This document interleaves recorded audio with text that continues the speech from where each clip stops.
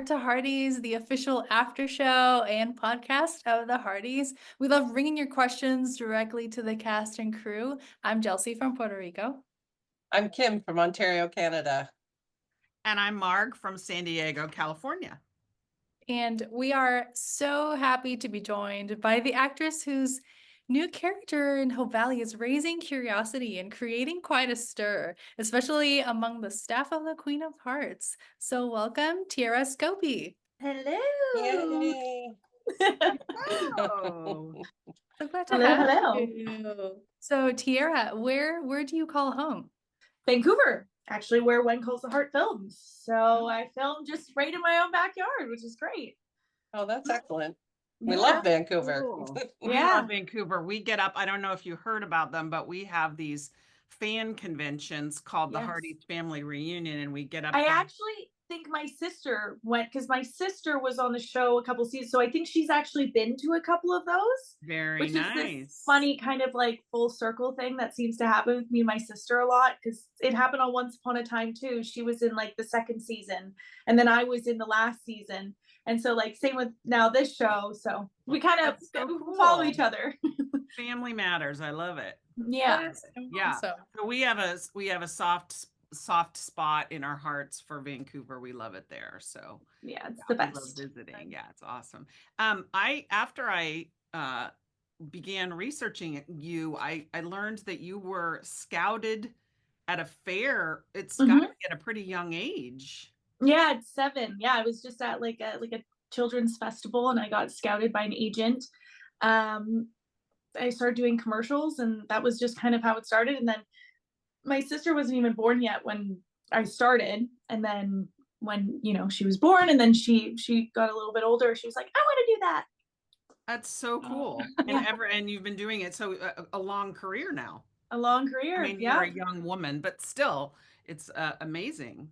Yeah. No, Very I've been cool. very lucky to be able to, keep doing the thing that I love since I was a kid. It's a rare thing, to be able to support yourself doing the thing you love. And I'm very seriously. grateful. So we, like you mentioned before, you were in Once Upon a Time, which I remember watching it and it was so fun. And so we know that you were also in Riverdale for many years. And also Hearties may recognize you from your role as Missy McMurray in the Hallmark series Ride. Yes. So we know that you were already, in the Hallmark world, but Hardy Julie Davis Williams of North Carolina wonders how you came to audition for this role. Okay, so bit of a funny story with this. So I am not a singer. And for those of the fans who know me from Riverdale, I did a bunch of musical episodes of Riverdale and my voice was dubbed. It was not me singing because I am not a singer by any means. So when this audition originally came to me, they had asked all the actors to sing this, like the song that in the last episode I'm playing the piano and singing. They had asked all the actors to also send a clip of them singing that song. And it's a very hard Barbra Streisand song. And I was like, this sounds like such a fun role. I'm going to pass because I literally was like, there's no way. Like one of my very best friends is a fantastic singer. And she got this audition, was like, this is a hard song. I don't think I could do it. And I was like, well, I'm definitely not even going to try. And then they came back and they were like, well, we'd love to see you just for the acting side of it. We know you can lip sing it. Don't worry. So I actually had originally passed on the audition because I was like, they're going to go with the singer and they should get a singer. And then they came back around and asked me if I would still do the role and they were fine with dubbing the voice. So kind of a weird way that this one kind of like ended up coming to be. And so I was lip singing in last week's episode, but next week's episode, there's a little bit of singing and that actually is me singing. And it's the first time I've ever sang on camera. So everyone be very nice. Okay. Unless they ended up hearing it later and they were like, never mind, we're going to dub that anyways. But I think they used my voice. Oh. Well, the way Rosemary's annoyed at you, it kind of could work if your voice was not, tip top Barbra Streisand, Right. But she's definitely a performer, Ava. Like she is a performer through and through. Yeah. There's some kind of performance going on. We're not sure. Yeah. Yeah. Something there. I don't know. Well, we'll see. Yeah. But like you mentioned before, like it's such a like a fun connection that you and your sister Allie have both been on When Calls the Heart. And so Hearties, Heather from Minneapolis and Linda from Iowa are curious like how much you knew about the show, either from your sister or from other people that you know. Yeah, no, so when my sister was on the show, I remember I went to set with her a couple of days while she was filming. So I'd like been to the set, I'd seen the location, like how cool and the whole town was. And then funnily enough, I had done a movie, which I believe was a Hallmark movie years ago called Christmas Cookies. I think that's Hallmark. Yeah. Yeah. An old Christmas movie. I was like, maybe 20, I can't really remember, but I played the older sister of this little girl who was on When Calls the Heart, and I ended up being her guardian because her mom worked full-time. So I would actually pick her up at her house and drive her to set, and I was her on-set guardian. This was like before Riverdale, when I needed I had a whole bunch of like little side jobs, like working in a restaurant, and her mom paid me to be her guardian. So I'd actually been on the set for a while as her guardian. And then I finally got cast on it after all this time. And I'm also really good friends with Larissa Albuquerque, who was on it as Katie Yost, I think. Right. Oh, yeah. I'd known of the show for a long time, and obviously like it's been on for so long, it's a staple. And I'm from Vancouver. Like everybody in Vancouver has been on it, knows about it. It was kind of the same as like Supernatural was here in Vancouver. Like everybody had been on Supernatural because it'd been on for so long. I actually did 2 episodes of that show. One when I was 11 and again when I was 19. 2 different characters because it had been on for so long. So when I finally got cast on When Calls the Heart, it felt like a rite of passage as a Vancouver actor to be like, I'm on the show finally. Tick in the box. Yeah, exactly. I love that. Like it's about time. I know. And I love that When Calls the Heart provides that opportunity, because literally every season we fall in love with these guest characters, and it just seems like there's an infinite amount of talent coming out of Vancouver. I mean, the acting community is very rich there, so it's fun to be able to feature people. It's amazing. Yeah, absolutely. Yeah. And you mentioned that you knew Larissa. Did you know like anybody else? Because you had mentioned that you had been there before, but I'm trying to think. Well, I knew there's been so many people that, and like, Joanna Newmarch played my mom in a movie called A Christmas Ice Catastrophe. I think it was some very interesting Christmas movie about an ice storm. But yeah, she played my mom in that years ago. Love it. And then I'm sure there's so many more that I just can't remember the name of right now. But like, again, it's like one of those shows where if I went through the cast list, I'd be like, oh yeah, it's like everybody I know from Vancouver has been on the show. Yeah. Yeah. So great. Yeah. Hardy Margaret Friera Gonzalez, sorry if I've mispronounced that, Margaret, of Boston, Massachusetts, notices how different Ava is from your portrayal of Missy McMurray on Ride. Oh yeah.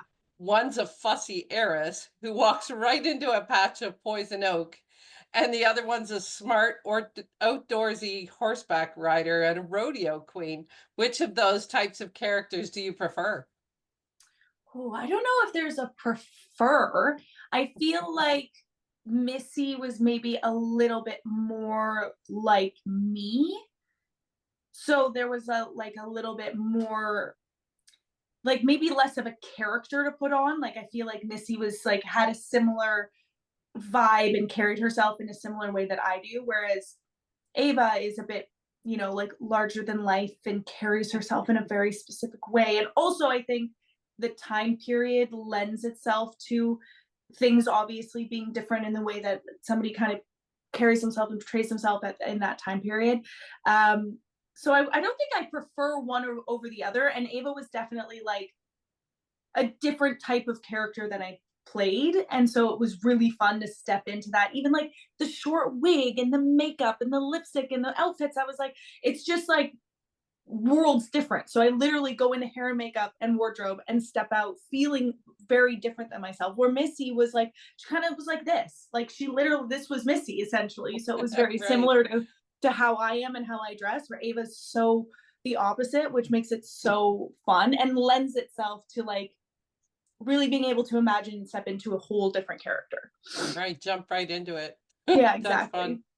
And you mentioned, it's a whole different time period. Have you ever been cast in a period piece before? I've actually done quite a few period pieces. I've done the 70s. I've done like the 50s. Wow. I've done the 80s. I did a movie called Summer of '84. Okay. Yeah, I've actually jumped around in different time periods and stuff, and it's fun. It's so fun. That is neat. The costuming, it's funny that you're in white right now because you do seem to be in white lace and white frills. And tell us about that. Is that part of the character? Is that part of the 20s? What's the situation? I think something that we played with a lot with Ava was because she is coming from the city, she does dress a little bit different. You can even see it in the way that like her hair and makeup is really done up. It's different and a lot more over the top than I think, the rest of the people in Hope Valley. So I think it does lend itself a little bit to this this kind of like mysteriousness around her. And yeah, I think the whites and the frills, I think she kind of starts dressing a little bit more because she starts getting clothes from Hope Valley, a little bit more like they do in town. But the wardrobe is so cool and so fun, like even the gloves, and I think I have like a couple pearl necklaces and just like that very like, it's fun stepping into a world where everyone is kind of, everybody in that town is very much a unit, and then she's clearly like not just in who she is an outsider, like even in the way that she appears is different and a bit of an outsider, and comes with this like, who is she, this weird like kind of vibe about her. Yes, definitely. Everybody's intrigued. Yeah. I was telling, I can't remember which of the other podcasts we were doing, but the engagement on Ava on our Facebook group, it's like the posts it's like they just keep coming. People are so intrigued and curious and trying to figure it out. It's a puzzle, and they really have sunk their teeth into it. Yeah. Oh, and they will continue to. It doesn't get less mysterious as it goes on. Okay. Oh, good. Okay. So, going back to her white frilliness, going into the Poison Oak, etc. field trip, Tyler Jacob Moore from Caitlin, Illinois, remembers the old saying, actors should never work with animals or kids. So he's curious how you felt being surrounded by all the school kids in that first episode. Oh, well, that's funny. Tyler Jacob Moore was from Ride as well. Oh, wow. Okay. Yeah, he plays Gus. He's also my partner in real life, which is really funny. What? This is the second time we've had this happen recently. We had another actor who had another actor friend submit a question. They're busting on you. He's totally playing a prank on me. It's really funny. That's funny. What was the question? Because all you said was Tyler Jacob Moore, and I was like, Tyler Jacob Moore, like working with kids and animals is, I guess, what his question is. How'd you feel about being surrounded by a bunch of school kids in that?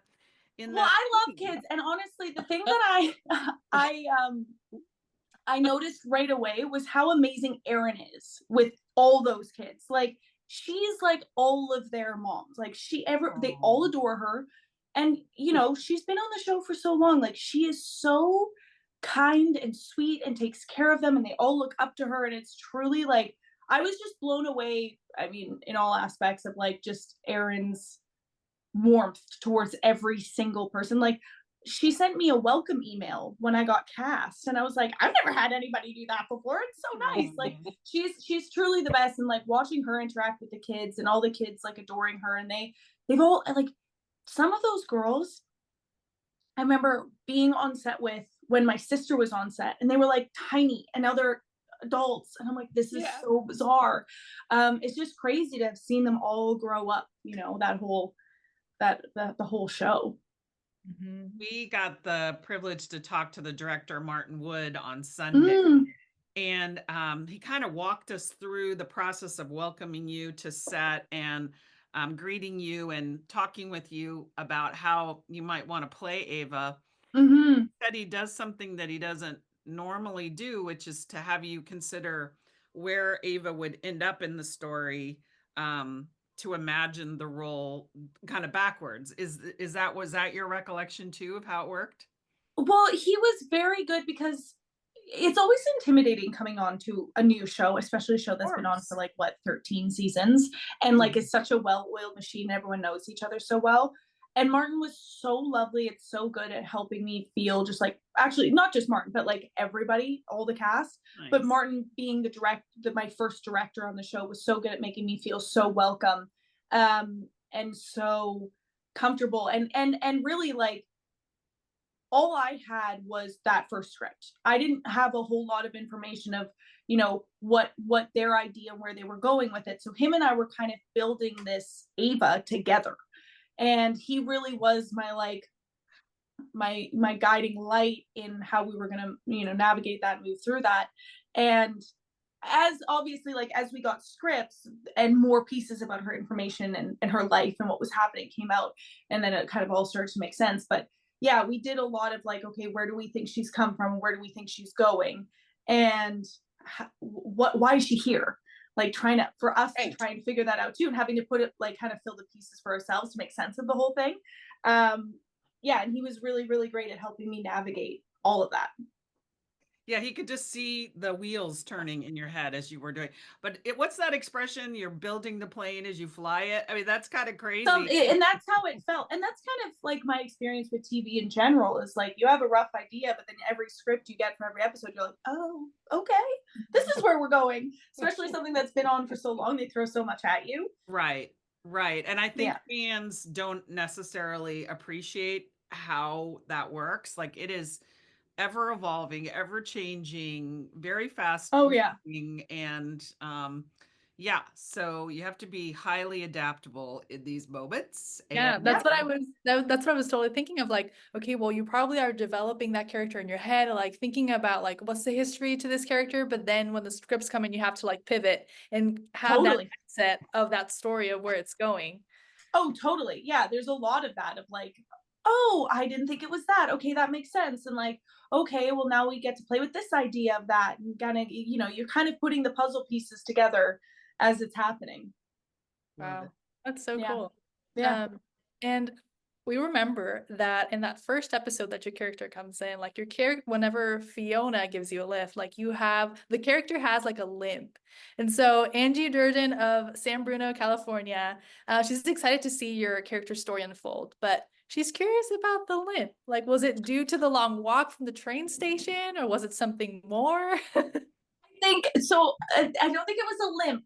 The heel on my shoe had broken, which is why you see me later carrying my shoe, because I had been walking for so long that my heel ends up breaking, and like I'm kind of like disheveled. My hair's disheveled. My shoe's falling apart. You're a mess. Yeah, I'm a mess. I'm a mess. Yeah, exactly. So it wasn't so much a limp as it was like trying to, and they literally cut the heel off of the shoe that I was wearing, and it was like kind of like flapping. It kept falling off, and I kept having to like bend down and pick it up. So it was just me really walking with how I would walk with the shoe. Hysterical. Yeah, that's funny, because I used the same adjective to describe you as you were walking into town, disheveled. Yeah, disheveled. Disheveled mess. Yeah. But also I like how you're making the contrast, because she does feel overdone. So she's like disheveled and overdone at the same time. Yeah, which really sparks the question of where is she coming from? And I don't think we've ever established how far it really is to the train station from town. I know, and because it wasn't the same. Erin came in that same way, and like it's all I mean, one day we'll go back and figure out how long that walk that was. Yeah, exactly. Well, you came upon a good driver, though. Kayla Wallace driving you into town is a pretty good entrance. I love it. Yeah, it's pretty amazing. So like we had mentioned earlier in our conversation that Hearties are intrigued by your character. And so Leah Turner of Madison, Ohio, she wonders if Ava will have more of a connection with Elizabeth because she says she idolizes her, or will she have more of a connection with Rosemary because she's a performer and Ava also sings and plays the piano? So right now she seems to be interacting with lots of different people, and it's hard to figure out what's coming next. I know, and I don't want to spill too much, but I think she does come into town in the way that a lot of people come to Hope Valley, hoping for some kind of new start. And I think initially the idea is, oh, I'll be a teacher. And then she goes on this trip and it's not quite, I think, what she thinks it's supposed to be, or what it's as easy as she thinks it's going to be. And realizing that maybe that she's not quite cut out for it. And as she starts to meet Rosemary and realize she's also a performer, and, you know, I think she's like, oh, and I don't think it's necessarily like she prefers Rosemary over Erin. I think it's just, oh, we are the same, like we both love the same kind of thing. And I think she does end up really idolizing Rosemary. I think she really does end up, like, you know, wanting to be like her. So I think there's a lot of that ends up coming up in the next couple episodes. Is she just kind of trying on personas, maybe? I think she is trying to figure out who she is. I think she's really in a self-discovery, and she ended up here in this place. She's running from something. We don't know what yet, but she is running from something to a new beginning and trying to figure out, navigate, you know, what that life looks like for her. And Hearties are trying to figure it out at the same time as she is. Yeah. And that was me when I was reading every script. I was trying to figure it out as we were going. I was like, oh, okay. Yeah. Nice. Well, we did get some clue that something was up when that trunk showed up in town. And so it was really puzzling to us. Are you able to give us any hints? Does she, the Hearties are wondering if she has any connection to that trunk, or was it just a coincidence that the trunk matching what we imagine is a made up description of her stolen luggage is found? And, you know, maybe she is running for something with all those men's clothing and shoes in there. Well, I mean, you know, Ava has been very evasive up until late. So I feel like, you know, there is clearly something up with the trunk and her. And I think that is something that continues to puzzle people as we continue on the show a little bit. So we can't know at this point whether we can't know at this point, but we will know at some point. I can tell you, we're dying to know if Ava was as surprised as we were that there were men's clothing in that trunk. Correct. Yeah. Yep. If she is a grifter, she's not very good at breaking into things. She really couldn't. She couldn't handle that lock. I don't know. Yep. Well, maybe it's not her lock. Indeed. Dawn the other day, we were doing a podcast, and one of the other Hearties admins was saying that she's been to Biltmore to see that kind of time period. And she said there was Louis Vuitton luggage back then. And she's surprised that Ava didn't describe her trunk as being a Louis Vuitton. Oh, you know what? That's a good point. A missed opportunity there. If she's an heiress, it could have been a little higher end than that trunk. Well, then, I mean, doesn't that add some more questions to the whole thing? Yeah, it certainly does. In and of itself. A brand name for her suitcase. Yeah. I have a feeling I'm not going to get an answer to this next question either. You can try. I'll give you another. We're picking at the lock, and we're picking at the lock. It's like me. Right. It's like me trying to open a trunk. Totally. Yeah, exactly. So Ava quickly shut down Wyatt's flirting with her, which we were relieved to see for sure. But is there more interaction between these two coming? I don't think that's something that we have to worry about. I think she shuts it down, and I think she shuts it down for good. I think she makes it very clear exactly, you know, who she is and what she's looking for, and it's not Wyatt. It's not Wyatt. Yeah. Not Wyatt. Okay. Well, Yeah. that's one Hmm. little clue then. All A right. little clue. Yeah. Very good. Is there anything else you want to share about your experience on set, or anything that strikes you as you remember filming? Oh, it truly was like like I said, I was nervous because it's such a well-oiled machine and everybody's been there. But honestly, within my second day, I was like, oh, I feel oddly like I've been here the whole time. Like, Oh. even crew, cast, like everybody was so nice, so friendly. Yeah, and like they're a family. Like, they really did it right. And I think it truly starts from the top, and like Erin sets the tone for such a wonderful place of work for crew, for cast, for everybody. And I wasn't there every day, but I felt like I was just as important as everybody else. And like, I feel like as an actor coming onto a set, having the space and feeling like you matter and feeling welcomed makes everything it makes it so much more fun, but also it makes you feel like as an actor you can take some risks and you can try new things, and you're not gonna like they're not like, oh, this new actor, here we go, it's like we got to get through this day. Like, no, it's like you're welcomed, they want you there, they want you to succeed. So it really was just like such a fun working experience, and like made friends immediately. And like I think that's a rarity on shows these days, to just like everybody gets along, everybody's a family. And it was really great. It was really, really fun. And we were filming throughout the summer, and the set's so cool. And I was like, wow, this is just like stepping back into time. It was really, really wonderful. Love it. Yeah. Yeah. The actor's job is not easy, particularly walking into a set that's that established. So Yeah. I hear this a lot, but it's always neat to hear different people's experience, that it really lives up to what its reputation is, I think is Oh, absolutely. a good thing. Yeah. And like, it feels in a way serendipitous to my character. Like, she's coming in, she's clearly got something going on, but they're still like, you're here. Like, and you're here for a reason. So we'd like to know the truth, but like, you're welcome. You're welcome. It's a safe to be space. here. It's a safe space. And like, that's what it really felt like being on set. Like, it's a safe space. And it was through and through that the whole time. Every director who came on, like even the crew, like everybody, even seeing the way that everybody would treat the background actors who also have all been there this whole time. I was like, oh my God. Like, I think it was one of the background actors last day after he'd been there for a long time. And everyone was flowed with emotion for him and saying, and I was like, wow, this is so beautiful. Like, it really is a family, that everybody is such a part of it, so connected to this town and this story. And yeah. So cool. That is so cool. And I feel like it's been talked about, it's been mentioned that One Calls a Heart is leaving a big legacy.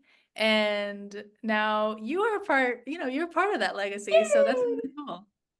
Yeah. Like I said, it's like a staple here in Vancouver. And like, it was funny when I got this audition, and then I had to like look When Calls a Heart up in my email for something, and an audition for that Katie Yost part that my friend Larissa got popped up. And that was from like 10 years ago. I was like, oh my God, I auditioned for this show so long ago. It's just crazy. Like, that was like back in the day when we used to actually go into a room and audition. Yeah. And it's just, and like Candice Elzinga, who casts this, like I've known her since I was a kid. Like, since I was like a little kid, I've been auditioning for her. And then, I asked my agent, I was like, how can I, because I used to be able to go in and say like, hey, thank you for that. Or like, you don't get that anymore. So I just like had her email, and I was like, hey, like, thank you so much for the summer too. Like, it's really cool that it's a very full circle for me, having, grown up in Vancouver and auditioning with her and for the show, and my sister being on it. So yeah, it's very neat. So cool. Love it. Well, thank you so much, Tiera, for making time. Of course. As I said, Hearties have been really buzzing about your character, trying to make heads or tails of this redemptive arc that we assume is coming.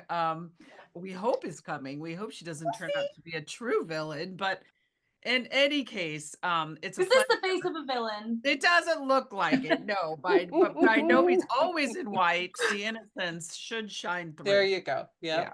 So we're delighted, and we're so happy that you joined us too, Hearties. There's a lot more to come in the second half of the season. We're gonna learn what's happening with Ava. We're back on Sunday nights at 9 o'clock, 8 o'clock Central on the Hallmark Channel. We're always on X with the hashtag Hearties. And you can let us know what your thoughts are about Ava's path and where she's going in the comments on our YouTube, on our podcast channels. And be sure to keep submitting questions. We'll be with you again on Heart to Hearties. Bye-bye. Amazing. Bye. Bye. Thanks, Thank guys. you.